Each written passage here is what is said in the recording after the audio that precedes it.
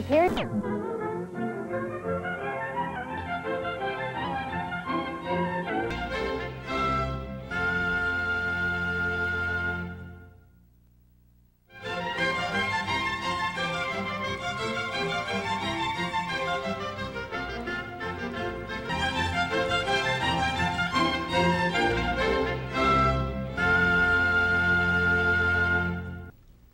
Now, all of this that we're talking about, from the Lumiere brothers and the county fairs to Méliès showing his little jokes with a rocket ship in his eye, to the B films written by Bradbury and others, all of this is basically a film version of the pulp tradition. Just as the pulp literature became possible because of the technology of printing on pulp paper and the distribution system, this pulp film became possible because of B budgets. And so we should suspect that there is the possibility of there being an A budget film. Maybe it's not just playing games with the new technological tricks. Maybe we can make fine films that are science fiction as well. I tried to suggest that Fritz Lang's Metropolis is in fact a fine film, and that there's much merit in some of the B films, almost willy-nilly, like Whale's Frankenstein.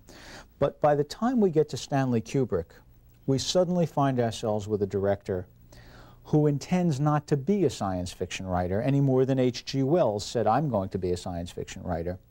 Kubrick just said, "I'm going to be a director," and in fact has been honored as one of the greatest directors of all times. But if you realize that Kubrick has, in his own oeuvre, Dr. Strangelove, or How I Stopped Worrying and Learned to Love the Bomb, 1964, 2001, A Space Odyssey, 1968, and A Clockwork Orange, 1971, suddenly it becomes apparent that Kubrick may be the single most important science fiction director up until his time.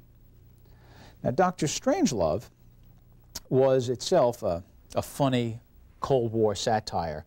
For me, the two most riveting images in that movie are, one, Peter Sellers, Dr. Strangelove, in fact, who is wheelchair-bound and has one mechanical arm because of accidents that have occurred to him, and finds that he has to keep holding his mechanical arm down with his good arm because his mechanical arm keeps wanting to give a Nazi salute. He is a man divided by the effects of his own science upon him. It's a wonderful image.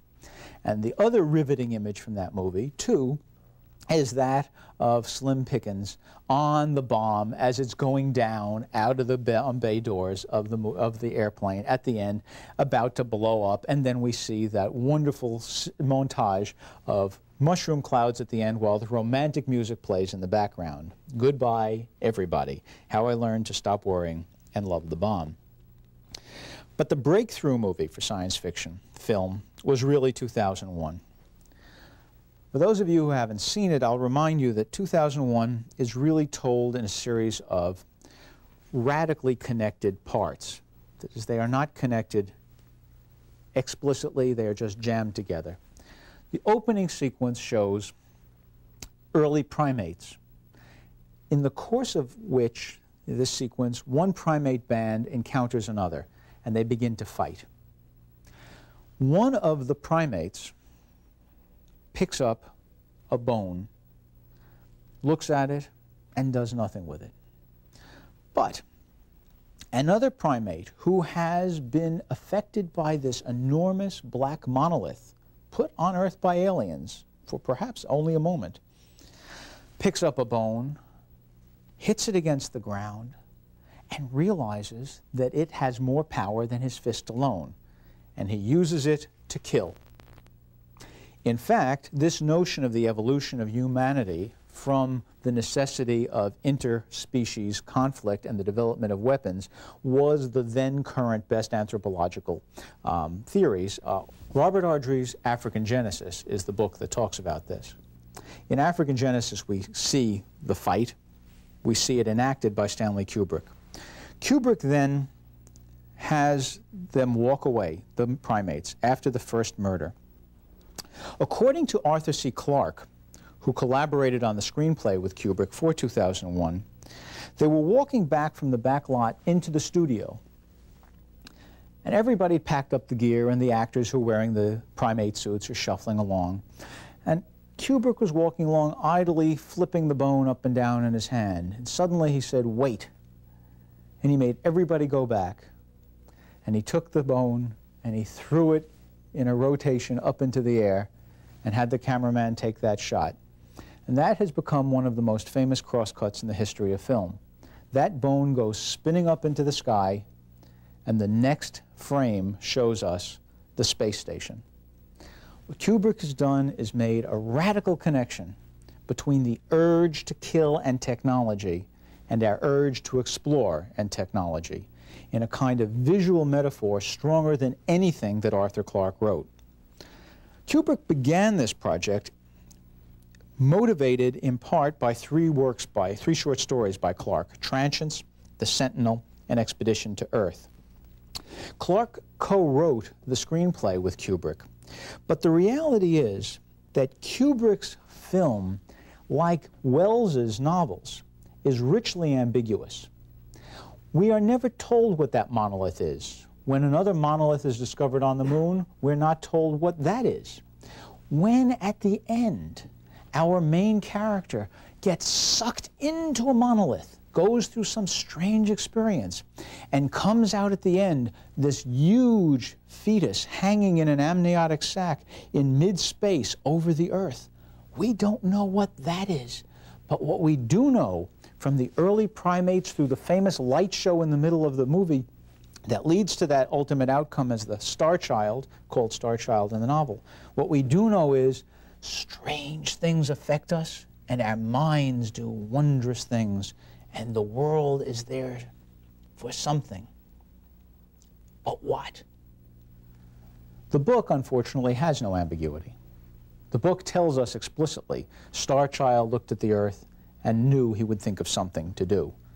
We don't know whether Star Child is even a Star Child and whether it cares about the Earth or not in Stanley Kubrick's film. In A Clockwork Orange, he took Anthony Burgess's novel from 1962 and gave us a future world in which people are conditioned radically in order to make them nice, because the society that they live in is so bad, and how else cure a criminal? But then it's realized that this programming is so cruel that the main character, Alex, has to be reprogrammed to be cruel again, ultimately leaving us with this ambiguity. Since we are all programmed by our upbringing, what's the difference whether we're programmed intentionally or unintentionally? We can't avoid programming. We are all clockwork oranges. We are all both mechanical and organic. We're Peter Sellers with the one mechanical arm and the organic arm. We have within us a terrible conflict. That conflict within us, we have to learn to overcome. That is what Kubrick has been studying in movie after movie, not just these, but in his other movies as well. And when, in 2001, we see Star Child as a fetus, we may be seeing for the first time the offspring of humanity not in conflict. Humanity at one with the stars, like Ray Bradbury's Americans, who have become Martians at one with the landscape. This opened the way for science fiction film as high art, and the key work there is usually Ridley Scott's Blade Runner, 1982, a work based on a Philip K. Dick novel called Do Androids Dream of Electric Sheep, a work in which the bad guys are androids we make, and we are so fearful of them we have to kill them. We're back to RUR by Chapek. We have a movie with a high gloss in a post-industrial world, a post-industrial landscape of destroyed machinery, of people living in fear, of robots we can't control, of emotions we don't know how to live with.